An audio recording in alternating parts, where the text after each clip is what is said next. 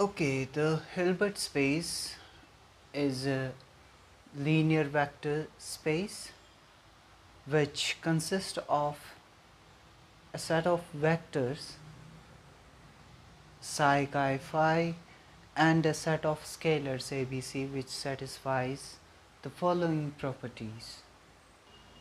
Okay, so if the first thing is that H is a linear vector space, which means it satisfies all the property of linear vector spaces.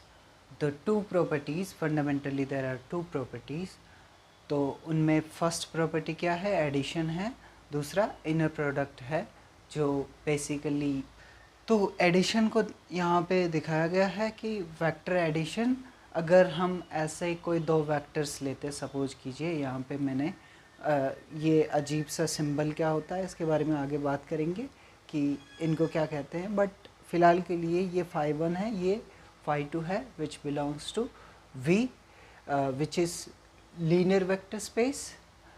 तो अब जब phi 1 यहाँ पे ये C1 है और यहाँ पे ये C2 नंबर है, ये C1 और C2 नंबर कहाँ बिलोंग करते हैं, ये एक सेट ऑफ स्केलर जो हमने ले रखा है वहीं पे बिलोंग करते हैं ये. तो वहीं एक सेट ऑफ स्केलर से हमने लेके यहाँ पे अगर हम इन दोनों ऑब्जेक्ट्स जो कि वेक्टर्स हैं इनका एडिशन करें, इन सेट ऑफ ऐसे नंबर एग्जिस्ट करेंगे जिनको ऐड करके हम एक थर्ड वेक्टर बना रहे हैं, तो ये कहता है वेक्टर एडिशन कहता है कि ये जो थर्ड वेक्टर होगा साई, ये भी उसी लीनियर वेक्टर स्पेस में बिलोंग करेगा या उसी में मिलेगा, उसी सेट में मिलेगा. बेसिकली लीनियर वेक्टर स्पेस क्या है, सेट ऑफ वेक्टर्स है और कुछ भी नहीं.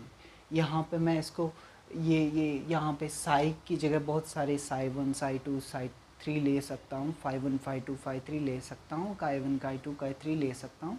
इट डजेंट मैटर, ये बस सिंबॉलिक है ऐसे दिखाने के लिए, यहाँ पे आप कुछ भी लिख सकते हैं.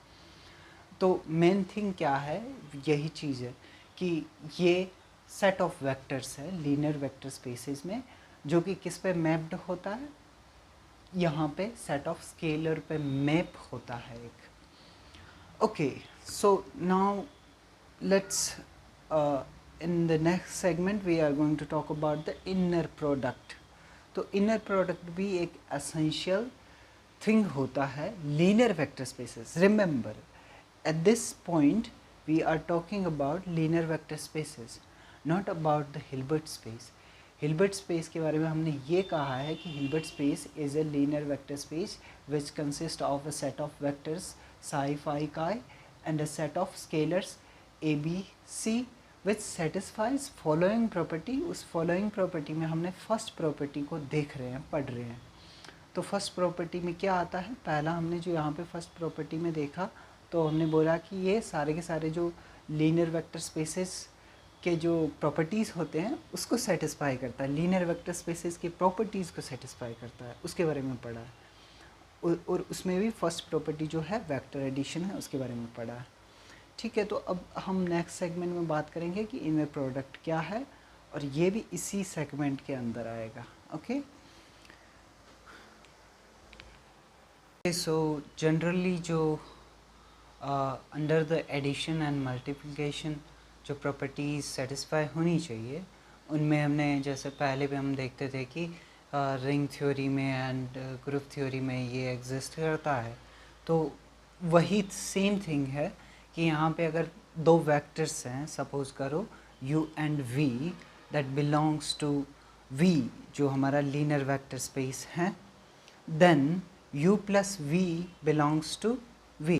सो the closure property also satisfies which means that u and v belongs to, जो कि हमारे वेक्टर्स है बेसिकली. यहाँ पे अब वो अजीब सा सिंबल नहीं लगाया मैंने जिसे कैट या ब्रा वेक्टर कहते हैं. तो विच बिलोंग्स टू v जो कि हमारा लीनियर वेक्टर स्पेस है, देन ये ट्रू होगा अगर v plus u plus v किस में बिलोंग करेगा, v में, जो कि हमने वहाँ पे एडिशन में बात की थी.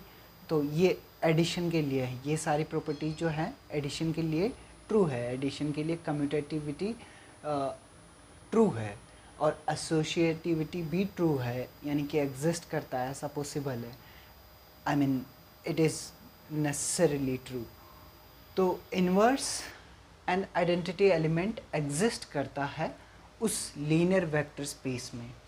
तो जो हमारा आइडेंटिटी एलिमेंट होता है वो क्या होता है, जीरो होता है बेसिकली। अगर हम इस आइडेंटिटी किसी और वेक्टर को लें और ये हमारा नल जो जीरो वेक्टर है, जिसको हम नल वेक्टर भी बोलेंगे आगे, तो हम जैसे ही इसको u से u इसमें u प्लस जीरो करेंगे तो हमारा u आ जाएगा। दैट मीन्स कि मतलब दोनों को जोड़ने पे इसको u का ऑपरेशन प्लस ऑपरेशन के साथ में करने पे u पे कोई इम्पैक्ट नहीं पड़ा, वापस u वापस वो को आ गया। For any u belongs to v, v यहाँ पे जो कैपिटल v है वो कौन है, लीनियर वेक्टर स्पेस है।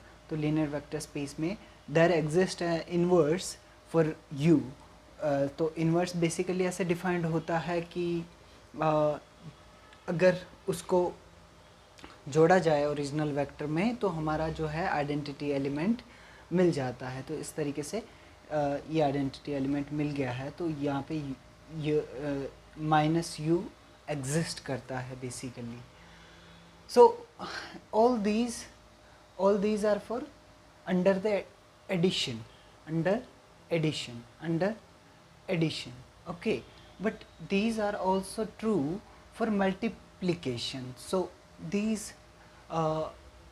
all these properties are also true for multiplication. So you can also find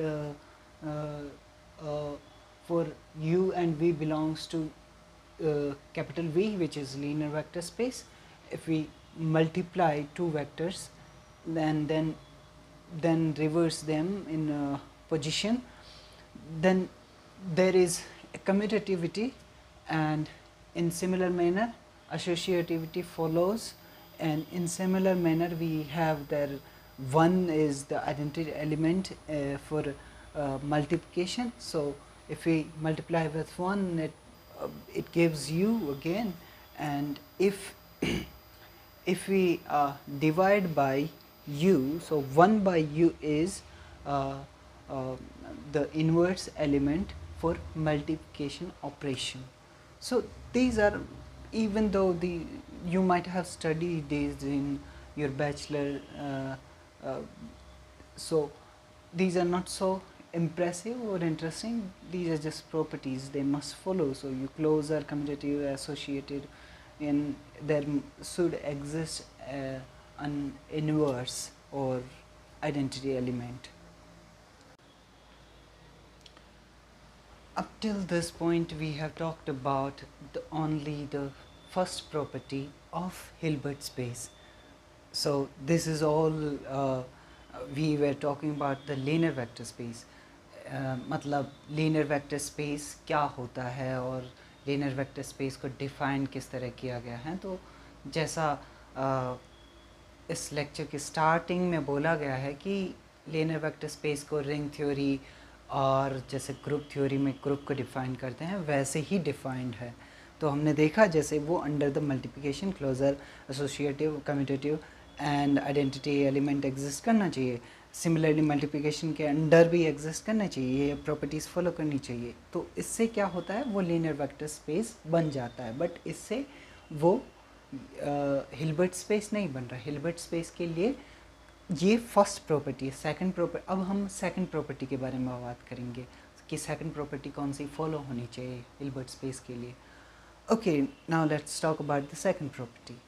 okay, so before we talk about the inner product, you have to have some intuition of what is meant by inner product, and it's like having some sort of idea about what is actually inner product is. So think about it. In generally we have, so in vectors we have this vector and this vector, and there is a angle theta between these vectors. So the vector A and vector B both have their own kind of direction and they they are tilted by some theta angle. तो अब जो ये जो inner product है basically A dot B, inner product ये भी inner product ही है ए dot B, तो इसको ए बी कोस थीटा जैसे डिनोट करते हैं, ठीक है। तो इनर प्रोडक्ट ये कहाँ से निकल के आता है, ये बेसिकली और कुछ नहीं है, ये शेडो है कि इस वेक्टर का इस वेक्टर पे कितना शेडो पड़ रहा है, कितना इस पे ये शेडो आ रहा है। तो जो ये वेक्टर का इतना जो पोर्शन है, इतना जो लेंथ है, ये बेसिकली एक नंबर है। लेंथ एक नंबर, इस पॉइंट से इस पॉइंट तक की डिस्टेंस जो है वो एक नंबर है। That's why we have this thing here strictly positive, h has a defined scalar product that is strictly positive, and which means that it might also belongs to complex number, it can belongs to complex number, there is nothing wrong. तो अभी तक जो आप लोगों के पास में जो एक आइडिया था बेसिकली कि वेक्टर्स से के इन डॉट प्रोडक्ट से तो एक पॉजिटिव वैल्यू ही आती, कॉम्प्लेक्स कैसे हो सकता है, उसको थोड़ा भूल जाओ, क्योंकि ऑब्वियसली कॉम्प्लेक्स हो सकता है, there is a possibility that it can be complex number. So complex number भी हो सकता है एंड रियल नंबर भी हो सकता है। तो वेक्टर जो जनरली डिफाइंड होता है वो इसी तरीके से डिफाइंड होता है कि उसका जो इनर प्रोडक्ट होता है वो वैसे जनरली रियल नंबर ही होता है, but it can be complex number. So inner product is nothing but it is just a dot product in general। तो जनरल जो हम वेक्टर्स को यूज़ करते हैं उनका डॉट प्रोडक्ट ही होता है इनर प्रोडक्ट। तो यहाँ पे भी इनर प्रोडक्ट जो है वो इसी टाइप का है। इसका मतलब एग्जैक्टली ये नहीं है कि वो एग्जैक्टली डॉट प्रोडक्ट है। डॉट प्रोडक्ट एक स्पेसिफिक वे में डिफ़ाइन किया गया, 2 डायमेंशन में डिफ़ाइन करें या फिर हम 3 डायमेंशन में डिफ़ाइन करें तो वो 3D स्पेस में डिफाइंड है, 3D स्पेस में डिफाइंड है। और ये वेक्टर्स की हम बात कर रहे हैं तो ये कोई यहाँ पे कोई डायमेंशनलिटी ऑफ जो वेक्टर स्पेस होता है उस पे चला जाता है। तो ये इन जनरल कि n डायमेंशनल स्पेस कोई वेक्टर स्पेस है उसके लिए डिफाइंड है, तो वहाँ पे कॉम्प्लेक्स हो सकता है, right. Okay, so now we have this second property, which is H has a defined scalar product, inner product, dot product। Dot product वैसे 2 डायमेंशंस के लिए डिफाइंड है या 3 डायमेंशंस के लिए डिफाइंड है, तो वो थोड़ा अलग से रिजर्व्ड है, बट ये सब सेम ही थिंग है। स्केलर प्रोडक्ट भी सेम है, इनर प्रोडक्ट भी बोलते हैं इसको, और डॉट प्रोडक्ट भी बोलते हैं। Strictly positive means that it is a norm. Norm का मतलब क्या है? नॉर्म इन जनरली जब दो वेक्टर्स की लेंथ के बारे में बात किया जा रहा है, कहीं वेक्टर की लेंथ के बारे में बात किया जा रहा है, जैसे मैंने वहाँ पे दिखाया था कि कैसे उस पर शेडो पड़ रही है, वो तो शेडो क्या है, वो एक लेंथ है, वेक्टर की स्पेसिफिक लेंथ है। अगर उसी वेक्टर को उसी से मल्टीप्लाई कर दें तो कितनी लेंथ आएगी? ऑब्वियसली उसकी पूरी की पूरी शेडो उस पर पूरी की पूरी पड़ रही है तो उसकी पूरी की पूरी लेंथ आ जाएगी कि वो वेक्टर कितना लॉन्ग है, उसका जो लेंथ है वो कितना है। तो यहाँ पे फर्स्ट थिंग तो है कि कॉम्प्लेक्स नंबर हो सकता है, क्योंकि डायमेंशनलिटी वेक्टर स्पेस की dimensionality N dimensional vector space है। और सेकंड थिंग है कि जो ये स्पेसिफिक जो इस तरीके का दिख रहा है, इसको आगे इस तरीके से भी यूज़ करेंगे अपन, इस तरीके से लिखेंगे ब्रैकेट। इसको डिराक नोटेशन में इनर प्रोडक्ट को इस तरीके से लिखा जाएगा, इसको ब्रैकेट नोटेशन कहते हैं। ये हुआ ब्रा वेक्टर, ये हो गया इधर वाला ket vectors. This is bra vector and this is ket vector. So basically it's suggested by Dirac. So bracket, it's a German. This and this is not equal, which simply to say that the shadow of phi vector on psi vector is not equals to the shadow of psi vector on phi vector, right? So you can think of like if this is our phi vector and this is our psi vector. So the shadow of this vector, so this vector is shadowing this much and this vector is shadowing this much. So it can differ if the psi and phi are not equal. If we consider that phi is somewhat a little longer than this, then the shadow will be different. So it's obvious that these are not equal, but the complex conjugate of this whole thing is actually equal. So if you take its complex conjugate, which is going to be equal, so this star is showing that we are taking complex conjugate of this whole thing. So when you take complex conjugate of this, it becomes same thing. It is taking complex conjugate of inner product of in Dirac notation is replacing their places and again replacing their places. So it is equal. So this thing is going to be equal. And so the second thing about this whole inner product thing is that for psi, A psi 1 plus B psi 2 is saying that if you take inner product of phi with psi, then it will be just inner product of A, inner product of phi with psi 1 and phi with psi 2. But when you take inner product of phi with psi, then it is like this. But when you take inner product of psi with phi, then it becomes, the A becomes complex conjugate of first, these numbers becomes complex conjugate. So this A is nothing but a number, complex number.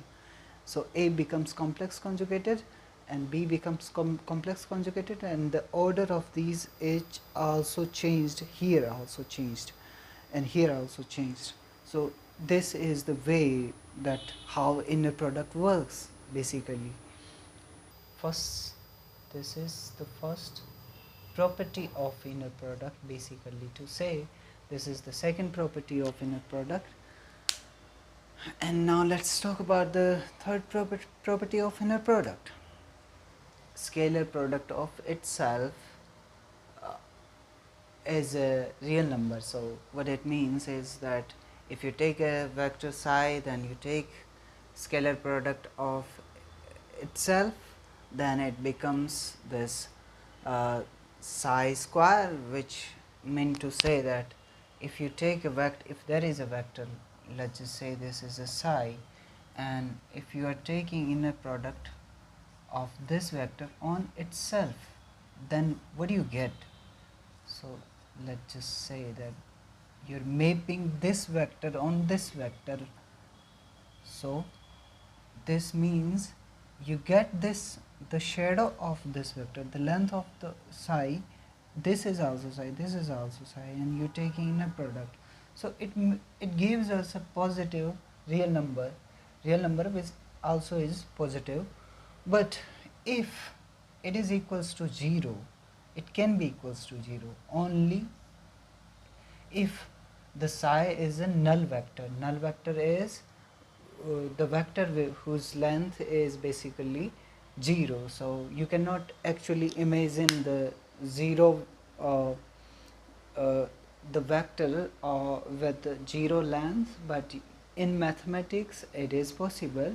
So in abstract way it is possible. So if you take the vector of 0 length, so basically the null vector, and if you take its inner product with itself, then it gives you 0. The number is, the real number is going to be 0, and otherwise it's a strictly positive number. So the strictly positive number is like this. So it's basically norm. So the scalar product, so the scalar product of a vector with itself is also called the norm. The norm, the length, norm, length, basically it's just norm and length. Okay, now let's talk about the third property. There is a third property for, this property is for what? Hilbert space. So now we are talking about the property of Hilbert space. H is separable, and this is the property where many people get stuck, or which the property cannot make sense to them because it's so abstract. So there exists a Cauchy sequence. The Cauchy sequence is basically sequence. So you can think of that the Cauchy sequence of number in similar manner, but the objects are not numbers here. So the object of sequence are the vectors psi n, which belongs to Hilbert space, and n runs from 1, 2, 3, 4 to n, such that there exists a psi n, एक ऐसा sequence है Cauchy sequence में, एक ऐसा element है psi n, जैसे Cauchy sequence हो गया ये psi 1, psi 2, psi 3 and so on, it goes to psi n. So इस सीक्वेंस में कोई भी एक हमारा हमने वेक्टर ले लिया, just that for every psi of h means that अब जो हमारे जितने भी वेक्टर्स जो h में हिल्बर्ट स्पेस में बिलोंग करते हैं, सारे के सारे vector, and epsilon is a greater than, there is a number, there exists, there exists a number, so let me put there exists symbol here, there exists a number epsilon greater than 0, there exists a positive number, basically to say that again there exists at least one psi n of the sequence, one psi n of the sequence, there exists one psi n of the sequence, Cauchy sequence, this sequence for which psi and psi n, the length, this is basically the length, and it is less than this number, it is less than this minimum positive number. So it's very abstract idea to think about it. It's like, so basically जो ये बोलना चाह रहा है, ये बोल रहा है कि एक ऐसा vector sequence, Cauchy sequence exist करता है वेक्टर्स का. सो हमने जो हमारा जो प्राइमरी जो h है वो क्या है, वो उसमें सारे वेक्टर आ गए, काई और भी बहुत सारे वेक्टर्स आ गए. तो ये कोई एक वेक्टर नहीं है, ये पूरा वेक्टर का जितने भी साई पॉसिबल है सबका क्लस्टर है.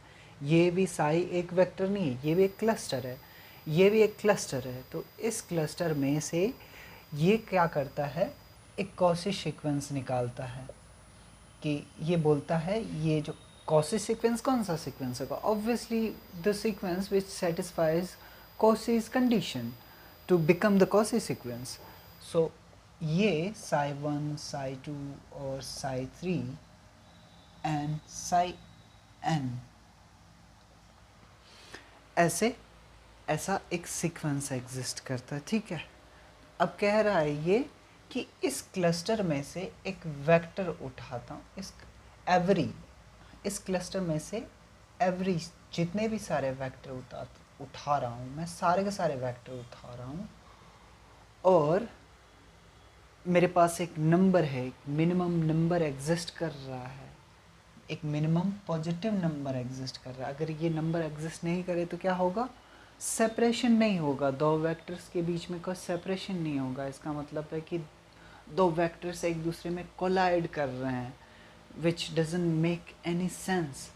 तो ये पूरे के पूरे वेक्टर स्पेस की एग्जिस्टेंस पे क्वेश्चन क्रिएट कर देगा। अगर ये एप्सिलॉन नंबर एग्जिस्ट नहीं करेगा ना, तो पूरा का पूरा वेक्टर स्पेस एग्जिस्ट नहीं करेगा, ऐसा समझ लो। तो ये एप्सिलॉन नंबर के एग्जिस्टेंस पे डिपेंड, एग्जिस्टेंस पे पूरा का पूरा वेक्टर स्पेस डिपेंड कर रहा है। तो अब ये कह रहा है कि such that for every psi of h there exists a epsilon number which is a positive number, basically positive number है। तो at least ये जो पॉजिटिव नंबर है ना, ये पॉजिटिव है, ठीक है। तो at least one psi N, तो इसमें एक तो साई एन ऐसा एग्जिस्ट करेगा, एक तो साई एन ऐसा एग्जिस्ट करेगा जिसके लिए साई माइनस साई एन हमेशा जो है इस नंबर से छोटा होगा। बेसिकली ये एक पॉजिटिव नंबर है, तो इस पॉजिटिव नंबर से छोटा होगा तो वो नेगेटिव नहीं होगा। इसका मतलब सिंपली है कि this thing, this psi minus psi N can't be negative.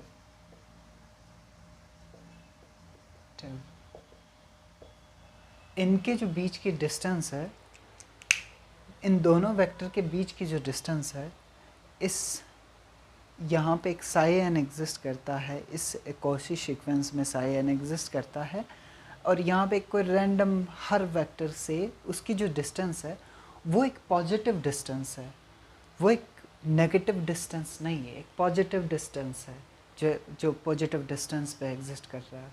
अगर नेगेटिव डिस्टेंस होती तो क्या होता? हमारे पास सारे के सारे वेक्टर हैं, नेगेटिव डिस्टेंस होती तो कोई सेंस नहीं बनाता ये हिल्बर्ट स्पेस। तो बेसिकली इसका मतलब यही है कि जो कोई भी एक अगर वेक्टर ले लो और उसका कॉची सीक्वेंस बनाओ और उसमें से एक वेक्टर लेके उसका हर एक दूसरे जो हिल्बर्ट स्पेस में कोई हर एक वेक्टर जो एग्जिस्ट कर रहा है उस वेक्टर से उसकी एक पॉजिटिव डिस्टेंस होगी, उसकी जो नॉर्म होगी। अगर माइनस करेंगे हम दोनों वेक्टर को और उसके बाद में उनकी नॉर्म लेंगे, नॉर्म निकालेंगे, उनकी लेंथ निकालेंगे, तो वो एक पॉजिटिव डिस्टेंस आएगी, नेगेटिव डिस्टेंस नहीं आएगी। That's all.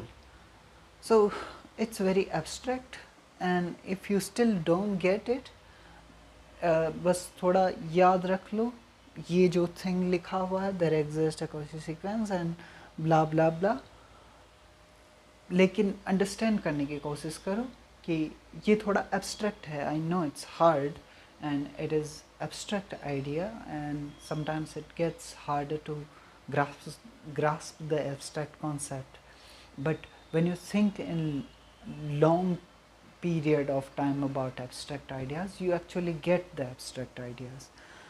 So this is the thing, and now let's talk about the last and fourth property of Hilbert space. That will be the last and fourth property of Hilbert space, right? Okay, let's go. So H is Hilbert space. H is a complete, Hilbert space is complete. So fourth जो property है वो क्या है? Hilbert space complete होना चाहिए। complete होने का मतलब क्या होता है? Every Cauchy sequence psi n belongs to H converges to an element of H, which is Hilbert space, converges to an element of Hilbert space, that is to say, for any psi n, the relation n for n and m tends to infinity, psi n minus psi m is becoming 0 defines a unique limit psi of h such that limit n tends to infinity for every psi that belongs to H, there exists psi n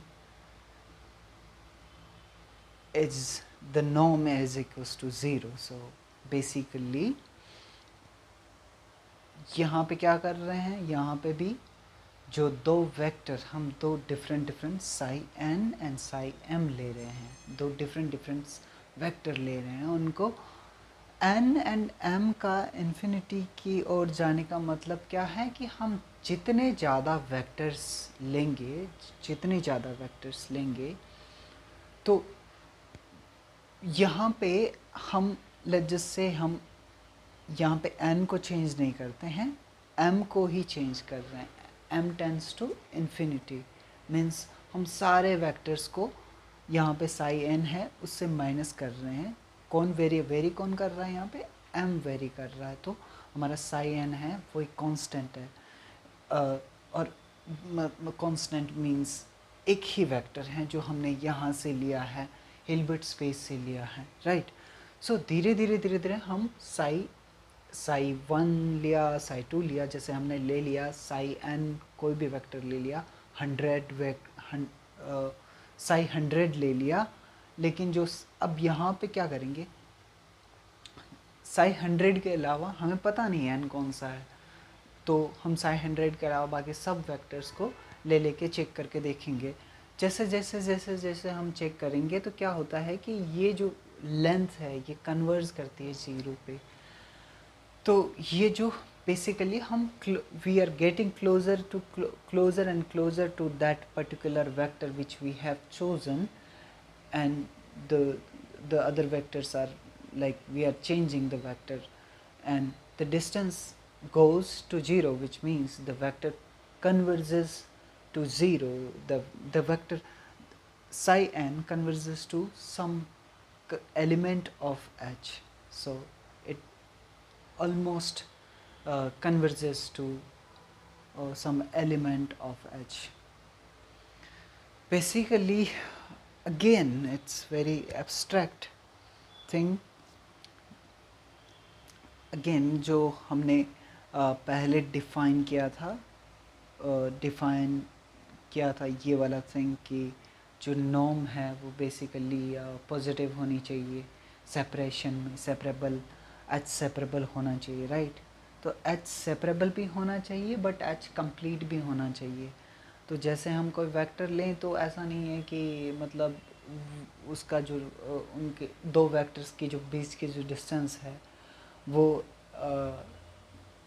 0 नहीं हो रही, जैसे सारे vectors के एक दूसरे में ही घुसे हुए हैं, ऐसा नहीं होना चाहिए. तो उसके लिए ये नेसेसरी कंडीशन है. सो हिल्बर्ट स्पेस का आइडिया, जो बेसिक आइडिया है वो आपको आई गेस लग गया होगा. तो इसको अगेन समझने जैसा जितना मतलब एक बेसिकली एब्स्ट्रैक्ट आइडिया है कि जो हमारे पास सेट है, एच है, एच में बहुत सारे वेक्टर्स हैं, हमने वहाँ पे एक वेक्टर ले लिया, कोई भी वेक्टर ले लिया, और अब उस वेक्टर के रेस्पेक्ट में बाकी सारी वेक्टर की डिस्टेंस देख रहे हैं और हम वेक्टर्स को चेंज करते जा रहे हैं. तो इस कंडीशन का कहने का मतलब है कि जैसे हम वेक्टर्स को चेंज करेंगे ना, जैसे वेक्टर का जो ये जो डमी इंडेक्स है इसको बढ़ाएंगे, इसको इनफाइनाइट तक ले जाएंगे, जैसे बढ़ा रहे हैं हम, इनफाइनाइट कर रहे हैं, इन्फिनिटी की तरफ टेंड कर रहे हैं, tends towards infinity, as m tends towards infinity. Length basically 0 हो रहा है, मतलब कि एक ऐसा वेक्टर हमें ज़रूर मिलेगा जो उसके एकदम क्लोज है एंड एकदम ऐसे हैं, पूरा मिला हुआ है. बट अगेन हमने फर्स्ट कंडीशन, थर्ड कंडीशन जो हमने डिफ़ाइन करी थी, ये फोर्थ वाली है. थर्ड कंडीशन जो हमने डिफ़ाइन करी थी उसमें हमने डिफ़ाइन करी थी कि दो वेक्टर सेपरेबल भी हैं, सेपरेटेड भी हैं. बट अगेन दो वेक्टर जो वेक्टर्स हैं वो कंप्लीट भी हैं, ऐसा नहीं है कि कोई वेक्टर एक दूसरे में घुसा हुआ है. तो ये कंप्लीटनेस का कंडीशन है basically, that's it. Okay, in the end let's talk about what we have studied, that the Hilbert space must follow, to be Hilbert space it must follow these properties. The first is it must be linear vector space and it must follow all the properties of a linear vector space. And the second property is the inner product is strictly positive, and all the other properties of inner product. And the third property is that the Hilbert space is separable, and the fourth property is the Hilbert space is complete. That's what Hilbert space is. The element of Hilbert space is, remember always, the element of Hilbert space is nothing but uh, these are the vectors, and vectors, and when the vectors and field combine together it becomes a vector space. And for Hilbert space, the must condition are these: this thing also must follow, this thing also must follow, this thing also must follow, this thing also must be followed. So the space must be separable, and the space must be complete, and the inner product must be strictly positive. And we will next talk about why it has to be, in further lectures we will talk about why this should be positive, strictly positive, and why it is necessary condition for Hilbert space, and why we are using Hilbert space for quantum mechanics, to study quantum mechanics. The answer lies here: the inner product is strictly positive, and the answer lies here: the Hilbert space is separable or complete. The answer lies here. So there are also other conditions too. We will discuss those conditions or the interesting properties in further lectures. For example, uh, the orthogonality and orthonormality condition. So these conditions are also important. So we further going to study a little bit more about the Hilbert space, or maybe a little bit about more in the further discussion about quantum mechanics and Bragg-Hit vectors. So what are the Bragg-Hit vectors, or basically the Dirac notation. Okay, so if you watching this lecture, and if you like this lecture, please comment below and suggest me what can I do to make it better for you. And you can suggest me topics, and you can comment about what you don't like and what you like and anything. And you can hit the subscribe button, you can hit the like button. And what can I say? I'll see you in the next video.